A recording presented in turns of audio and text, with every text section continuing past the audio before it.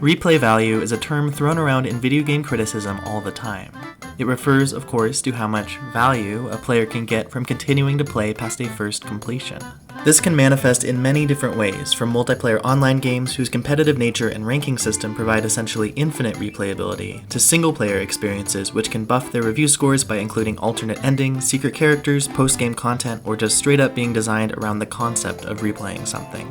And the list could go on. Generally, more replay value is good, and less replay value is bad, I guess. To be honest, I've always found the concept kinda cloudy. I would probably replay Greece, a gorgeous and meaningful experience, but one which will play out pretty much the same way every time, before a game which underwhelmed me but technically has 1,000 little baubles to collect.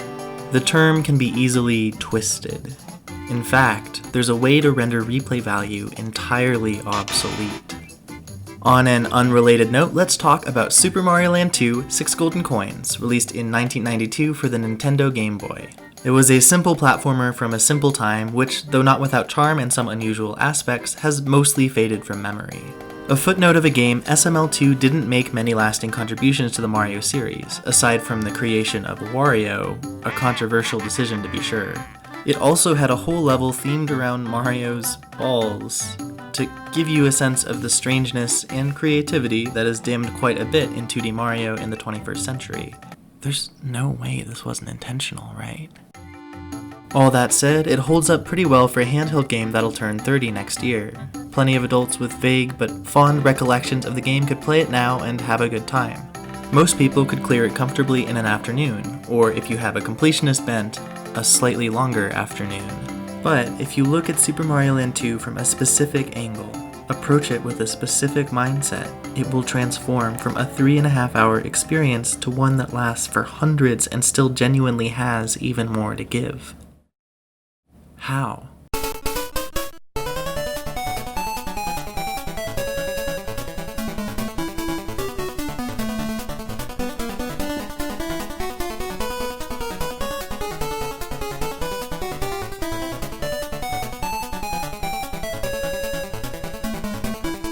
So let's start with the basics and talk about what makes a platformer fun.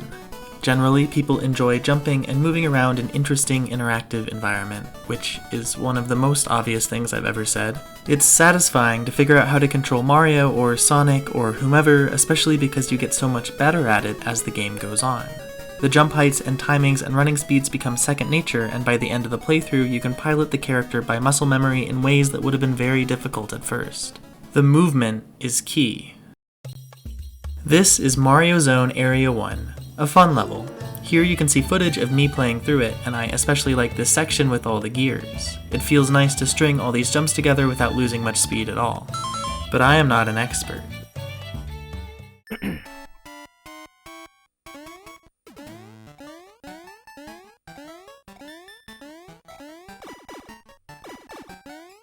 I have a perfect ending, maybe. That was footage from the world record speedrun by AdamFerrari 64, who has played Super Mario Land 2 for a lot longer than 3.5 hours. Paradoxically, he has also beaten it in only 26 minutes and 14 seconds. I platformed through that section. He flew. What's hard to appreciate within the context of a single casual playthrough is just how far away from mastery of a game's movement options you are by the time the credits roll. You become comfortable with the controls, yes. You do not have enough time to maximize their potential. As an example, I bet most players never notice that holding up on the D-pad lets Mario jump higher than normal, something not seen in most of his other games. And I'm certain most people never learned about super jumps. But let's not get ahead of ourselves. In most cases, movement in single-player games has a much higher skill ceiling than the game itself will ever teach you. Even a simple platformer like SML2 has plenty of unintuitive idiosyncrasies that, when mastered, unlock a new kind of gameplay entirely. Space Zone Area 1 is a unique level due to its low-gravity gimmick. Mario can jump higher, but is lighter and slower in the air. This floatiness, which is just a fun little novelty which fits the theme of the area, ends up drastically altering the optimal movement through the level. Mario is slower in the air and only in the air. Therefore, speedrunners spend as much time running on the ground as possible. This simple change transforms the level from using your extra jump height to clear enemies with ease, to navigating a grounded obstacle course with razor-sharp precision. Every frame you're in the air, you're losing time. Mastery of a game's movement produces new gameplay experiences. And by mastering the movement and paying close attention to the underlying mechanisms, speedrunners can develop a unique set of techniques that become essential to how they play the game despite being absent in virtually any casual playthrough.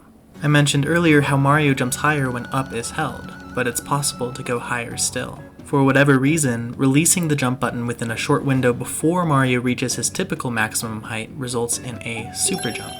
If you hold A for 27 frames or longer, this game runs at 60 FPS by the way, then Mario will jump exactly 69 pixels in the air. However, any jump duration between 21 and 26 frames will go higher, and the closer to 26 it is, the bigger the extra boost. Now, this potential 12% increase in jump height may not sound like much at first, but it is absolutely essential to completing the game as quickly as possible. The number of times Adam uses them in his record run is too big to go over each one, but here's a particularly important example from the final level in the game. In order to keep running without stopping through this gauntlet of fire-breathing statues, Mario has to jump over this pit directly onto the top of the largest enemy. This not only requires the player to jump as close as possible to the edge, but it needs to be a super jump as well. And it can't just be any super jump, it needs to be one of the highest possible. We're talking about two inputs with a maximum of 1/20th of a second of leeway, one right after another. If you're a top runner, the penalty is almost certainly the loss of the run, when you're already more than 90% of the way to the end. It's an intense moment, thrilling if you make it, crushing if you don't. The discovery and development of super jumps make it all possible. It's a technique that's very difficult to discover on a first playthrough because it's never taught to or required of the player. Yet the game gets so much more interesting once it's learned. Two other techniques that have a little less riding on them but are still worked into the speedrun constantly are corner boosts and quick drops. If Mario jumps directly into a corner, his sprite is shifted a few pixels instead of resulting in a head bonk. Check out this footage from the legendary Super Mario Land speedrunner Oh Dear. Timing it just right, jumping into right-facing corners while on the run can result in a tiny push in the direction Mario already wants to go.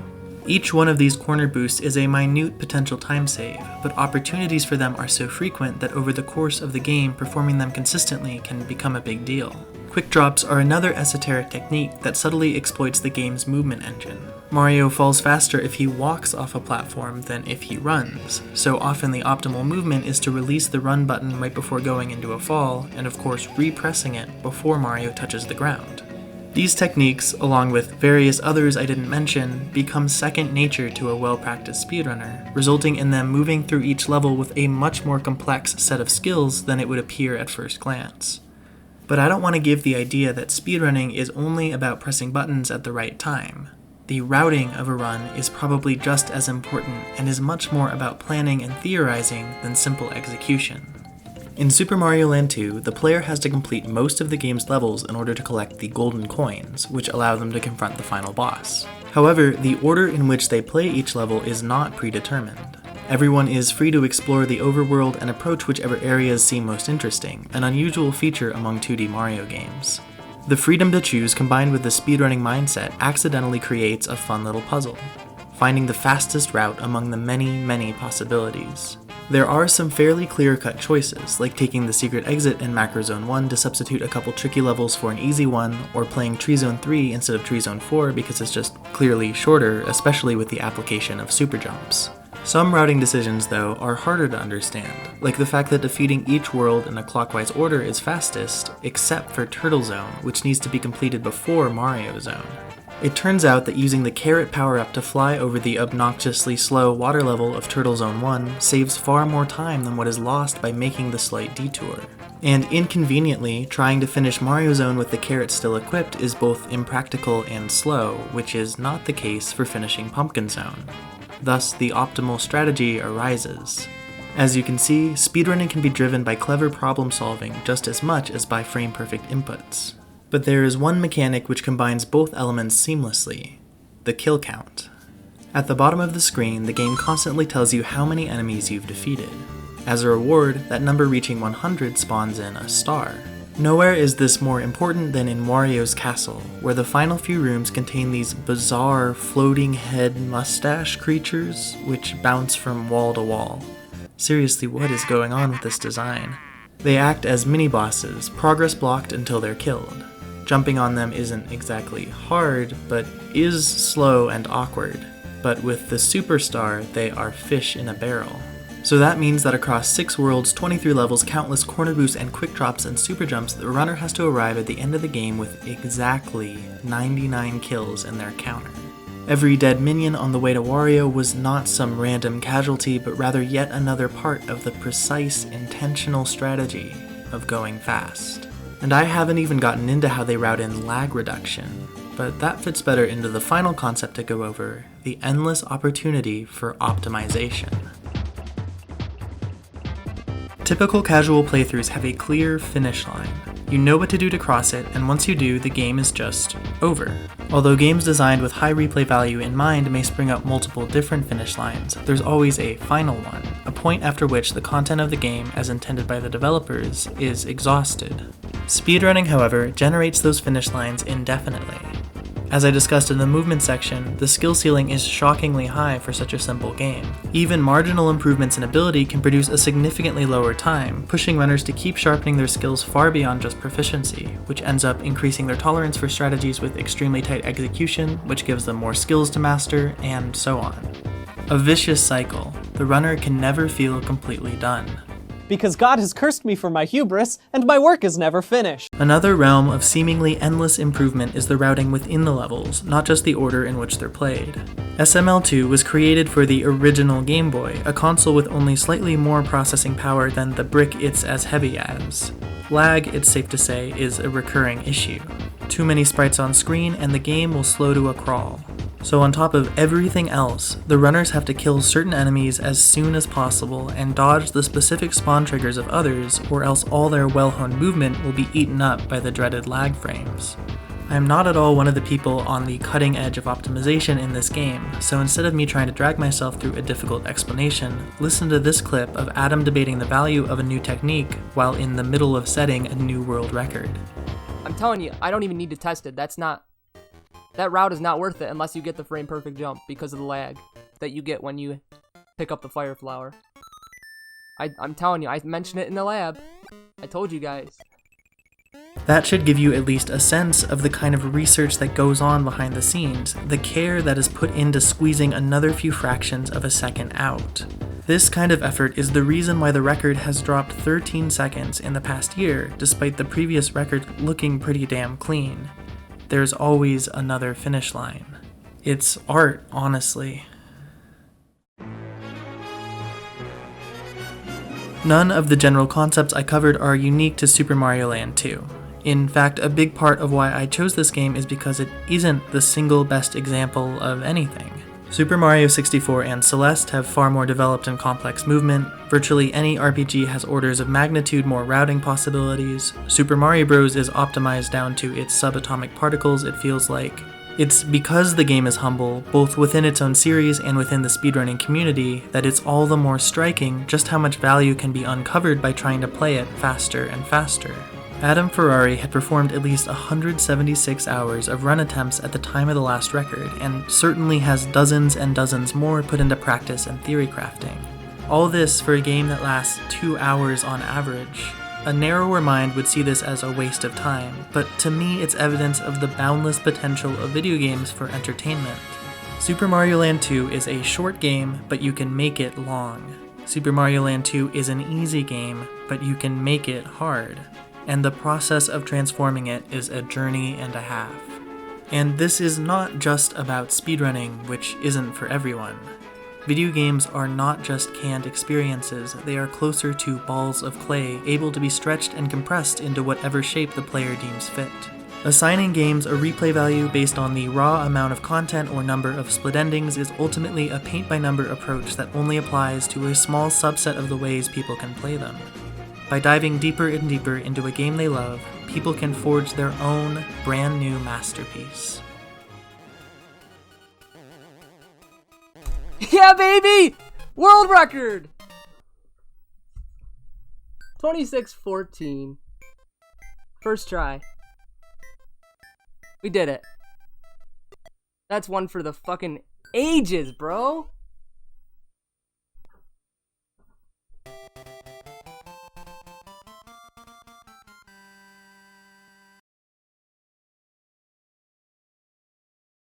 Hi, thanks so much for watching. I hope you liked it. Feel free to like and subscribe, it really helps the channel a ton. But with that said, this is probably my last video centered around speedrunning, at least for the near future. I've kind of drifted away from the speedrunning community myself, not for any particular reason, just shifting interests, I guess. I still have a couple fun ideas for speedrunning videos, but none that I'm actually qualified to write, if that makes any sense. And I have so many more ideas and ambitions for content more in line with the cave story video that I made late last year. So that's the direction I'm headed, media analysis, more or less. I tried to get all my thoughts about and appreciation for speedrunning into this video as a sort of send-off. If you subscribe for the speedrunning stuff, I hope you stick around and give my new style a chance as well. I'm gonna work really hard to make it as good and interesting as possible. As always, I've been Skyhoppers. See you in the next one.